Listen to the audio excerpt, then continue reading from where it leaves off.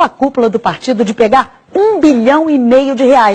Vamos ver os 8 denunciados? Olha só, o ex-presidente Lula aparece na denúncia como chefe e grande idealizador do esquema. E em seguida, a ex-presidente Dilma Rousseff vem como a grande negociadora na compra de apoio junto com os ex-ministros Antônio Palocci, Guido Mantega, Edinho Silva e Paulo Bernardo.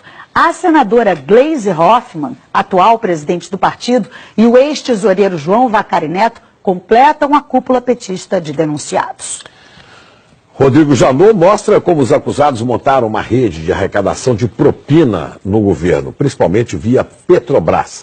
O ex-presidente Lula foi apontado como líder do esquema e, por isso, se condenado, pegaria uma pena maior, não é, Juliana?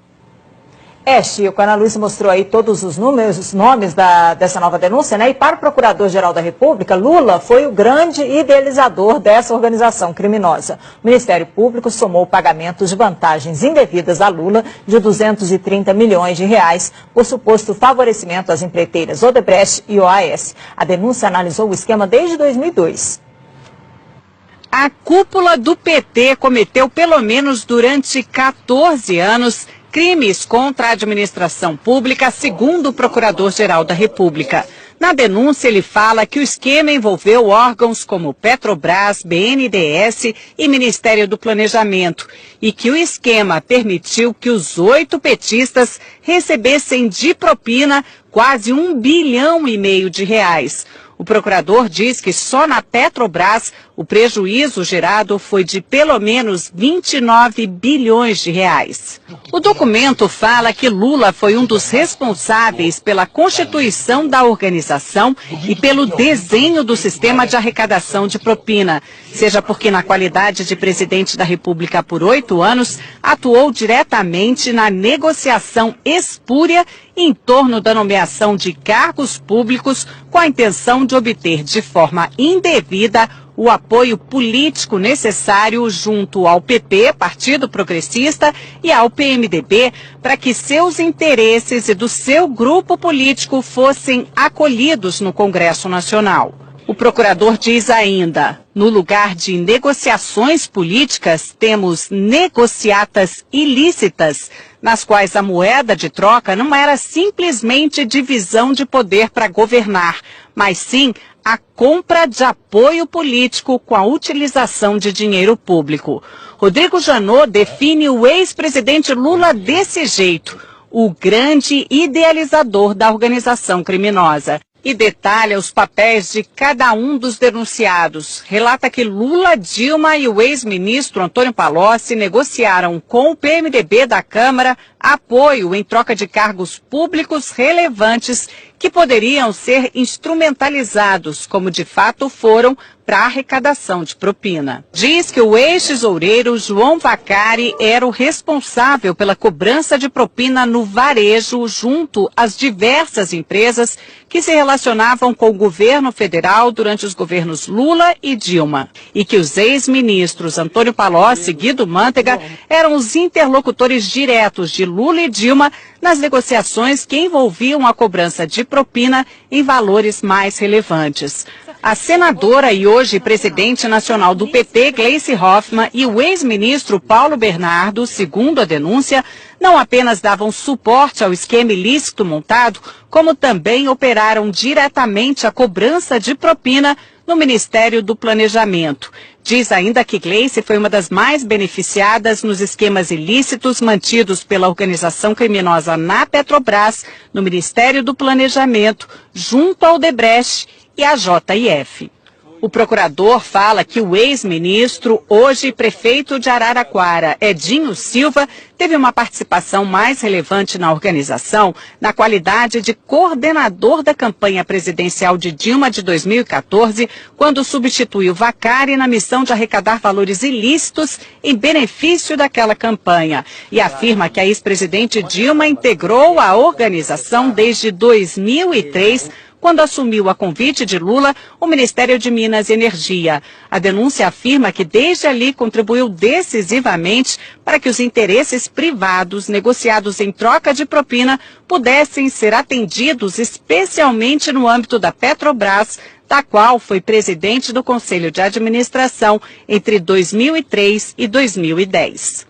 Outro trecho do documento diz que chama atenção a quantidade de contas correntes de propina mantidas pelos petistas junto a grupos empresariais dominantes no cenário econômico brasileiro. Foram identificadas pelo menos 5 contas instituídas em benefício do grupo político dos 8 petistas denunciados, junto a Odebrecht, JIF, OS, UTC, ao escritório de advocacia de Guilherme Gonçalves, além do ajuste de propina com dirigentes da Andrade Gutierrez. A Procuradoria quer que os 8 denunciados paguem juntos 6,8 bilhões de reais.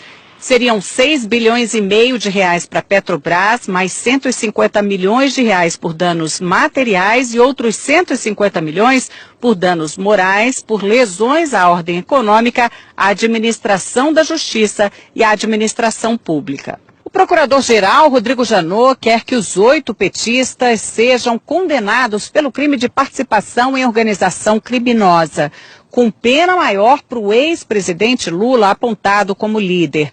Apesar de nem todos terem foro privilegiado, como Gleice Hoffmann é senadora, essa denúncia foi feita aqui no Supremo. Agora, cabe ao ministro Luiz Edson Fachin, relator da Lava Jato, notificar os denunciados para que eles apresentem a defesa, para então levar o caso até a segunda turma aqui do tribunal, que vai decidir se eles viram ou não réus. Dos 8 denunciados, só os ex-ministros Edinho Silva e Guido Mantega ainda não são réus na Lava Jato.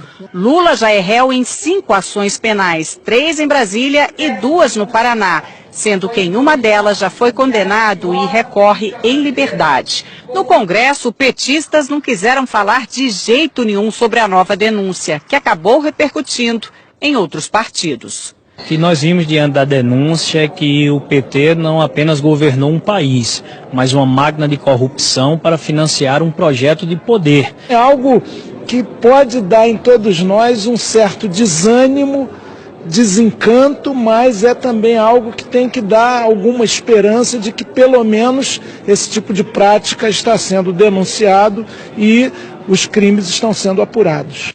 A assessoria de Dilma Rousseff diz que não foram apresentadas provas ou indícios de materialidade de crime e que a denúncia não tem fundamento e que caberá ao Supremo garantir direito de defesa e rejeitar a denúncia. O ex-presidente Lula disse que não conhece o teor da denúncia, que esse é mais um exemplo de mau uso das leis para persegui-lo, que não praticou qualquer crime, muito menos participou de uma organização criminosa. Afirmou que a denúncia é uma ação política. A defesa de Paulo Bernardo afirmou que não teve conhecimento da denúncia. Gleice Hoffmann afirmou que a denúncia não tem qualquer fundamento. A defesa de João Vacari Neto declarou que a denúncia é totalmente improcedente. A defesa de Guido Mantega afirmou que é no mínimo contraditório que a Procuradoria-Geral da República resolva oferecer denúncia, usando como prova basicamente a palavra de delatores, num dia em que o Brasil se depara com a disposição de delatores à dissimulação. Edinho Silva afirmou que sempre agiu de forma ética e legal. A defesa de Antônio Palocci não quis se manifestar. Ana, Chico. Obrigada, Juliana.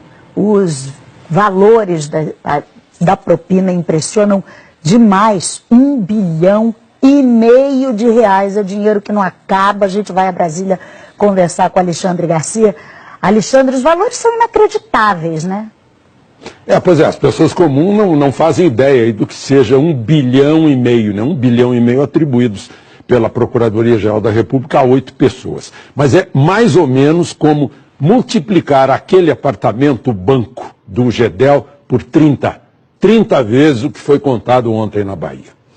E Janot, que confessou ter agido por medo e não por coragem, né, ao reagir às novas revelações envolvendo o procurador Marcelo Miller e a JBS, e que parecia atingido por uma flechada de Joesley, mostrou que ainda tem flechas e alvejou ontem, como a gente viu aí, uma parte do esquema petista, né, desde ex-presidente da República até a presidente do partido.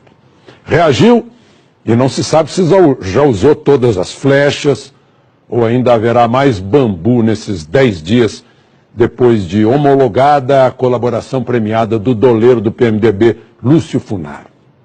Olha, aquele apartamento emprestado na Bahia cheio de dinheiro, é um retrato da corrupção brasileira.